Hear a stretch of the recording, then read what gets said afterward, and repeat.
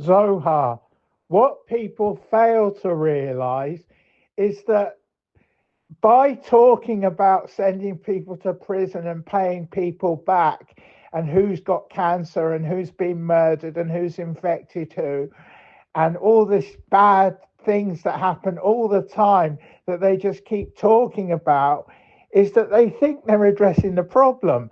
They think by saying they'll send you to prison or they'll execute you or they'll tell about the victims and go into great detail about the murders and what happened, they think they're addressing the problem. But what I'm trying to say is that that's the flavor of being born under the blood of Abel and Cain killing Abel, and which led to Moses giving the law. But glorifying the answer, which is not the answer, is not the answer because they should be talking about Jesus and Jesus's blood and the forgiveness of Jesus and the love of God, which has spoken a better thing to us than the blood of Abel. Because it doesn't help talking about who's been murdered and what people should pay for it and who's going to be punished, because that is all part of being under the blood of Abel. And people, if they're under the blood of Jesus, they need to come out from it and be separate.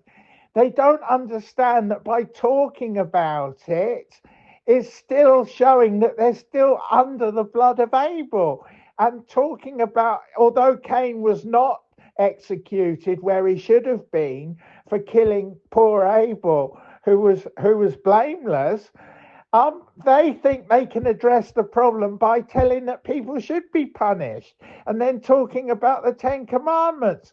But this is not the answer, because what the answer is being under the blood of Jesus and talking about being separate and talking about the gospel, because it doesn't make any difference whether Abel's murderer, Cain, was executed or not.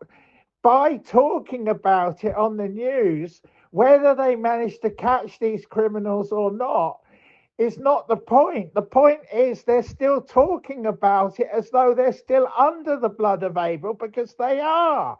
And they need to be separate and be under the blood of Jesus and talk about the gospel.